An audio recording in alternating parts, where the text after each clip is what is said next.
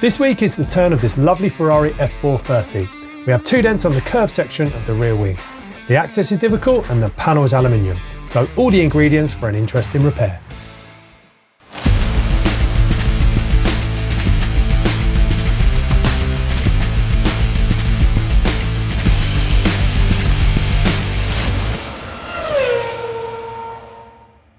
Hi everyone, it's Jake here from First Track Dents and welcome back for another paintless dent removal video.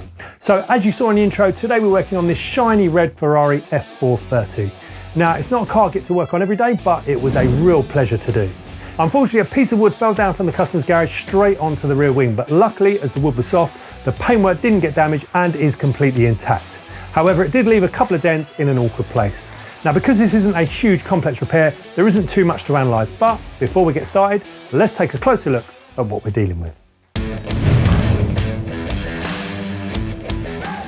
Looking at this panel, we have 2 dents to deal with, both sitting on the top section of the driver's side rear wing.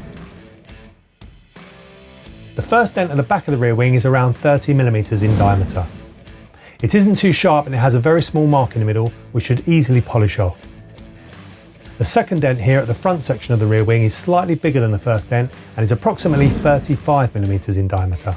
It's a lot more indented and sharper than the first dent and looks ever so slightly stretched. So this one will be a lot more challenging to do, especially as the panel is made from aluminium. Okay, so we've seen the dents, so now we need to open the rear panel and see what kind of access we've got to see if we can get some tools behind to push these dents out.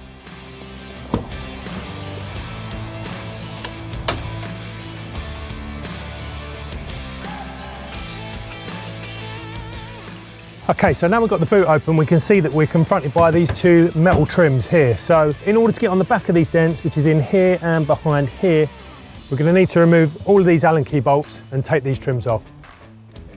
To remove these bolts, I'm using a 4mm Allen key tool with my ratchet screwdriver. None of these bolts are done up super tight, so they're all quite easy to remove. I just need to make sure I keep all the bolts and washers together. In the areas where I can't fit my screwdriver, I'm using my small ratchet which takes the screwdriver bits. To remove the bolts at the bottom of this panel, I'm using my 3mm Allen key bit. These ones are a bit more awkward to get on the back of, so I have to make sure I don't drop them when taking them out.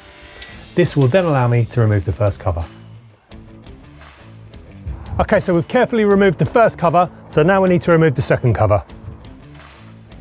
This cover uses the same size Allen keys, which are 4mm.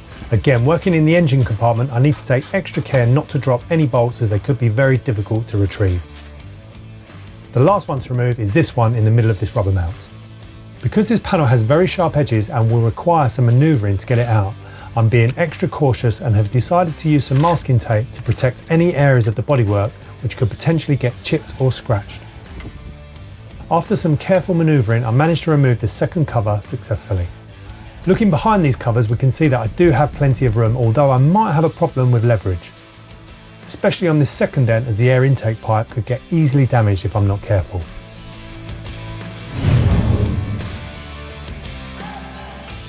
As this first dent has a small black surface mark in it, I'm just going to use a small amount of cutting compound to remove this. This will help me when I'm working on this dent, as it's very important to see every detail when I'm pushing behind.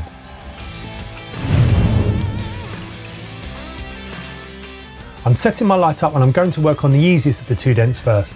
This will help me get a feel for how the aluminium moves and responds, which will really help when I tackle the more difficult dent near the front of the rear wing.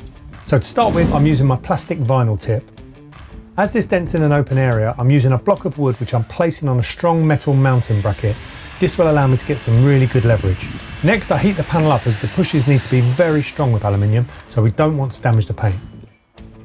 Being that I have good leverage, this dent is relatively easy to push up, and in a few pushes, this small dent is coming back up nicely.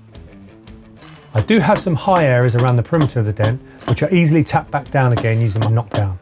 So there are some small micro loads to bring up in the middle of the dent, so to lift these up, I'm going to use my plastic bullet tip. As I'm using a sharper tool, it's even more important that I heat the panel up to prevent damaging the paint.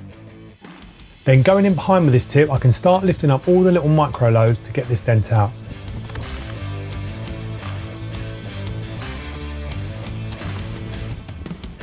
As before, some of these areas will come out a little bit high, but using a sharp tap down, I can go in and knock down all these areas to level the panel back up again.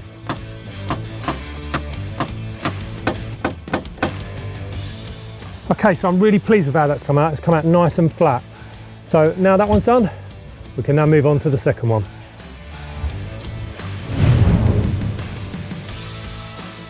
So now I'm going to tackle this tiny little dent at the back here, so I'm moving my LED light over to get a good view of it. As you can see, this dent is a lot more indented than the first dent and possibly a little bit stretched. As before, I'm giving this dent plenty of heat to prevent damaging the paint, and then I'm going in behind again with my plastic vinyl tip. Unfortunately, there is nowhere to place a block of wood, hanger chain or hanger, so I'm trying my best to get as much leverage off the palm of my hand, which as you can see isn't working too well as I'm really struggling to get any decent pushes. This is because the aluminium is so tight and springy to work with.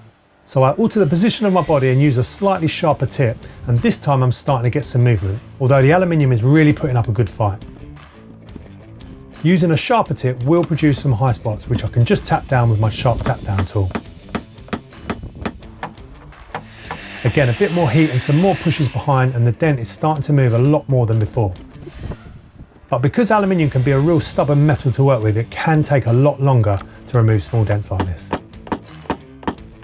Some more pushing and some more tapping down, and this dent should be completely removed.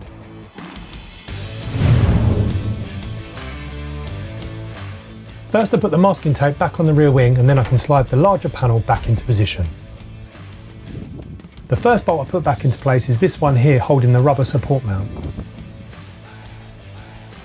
Then one by one I can start putting all the Allen key bolts back into their respective holes.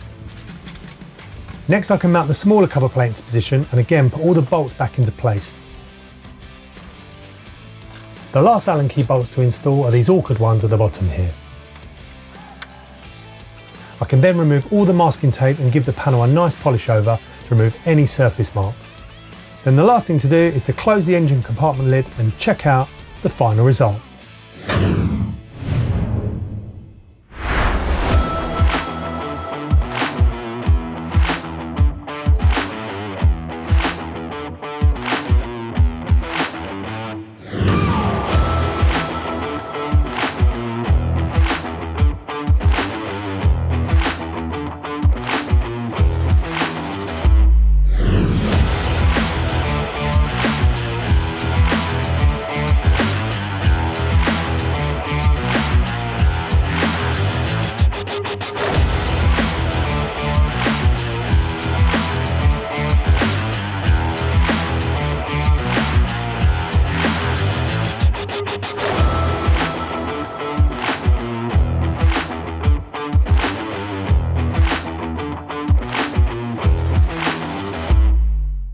Well, thanks everyone for coming along on this repair.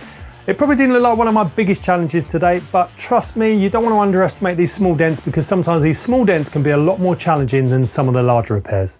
So the challenge on this job was without doubt the sharper dent at the front section of the rear wing. Now this was because it was in such a large open area and leverage was a real problem. But with a lot of patience and a lot of perseverance, I was able to get on the back of that dent and remove it, and I was really pleased with the result. As always, if you enjoyed the video, it'd be great to get a thumbs up. And if you like watching these videos and you're not a subscriber, then why not subscribe to the channel? And don't forget to click the bell icon to be kept in touch with all the latest videos. The next video will be out pretty soon, but until then, thanks again everyone for watching, and I'll see you all on the next one.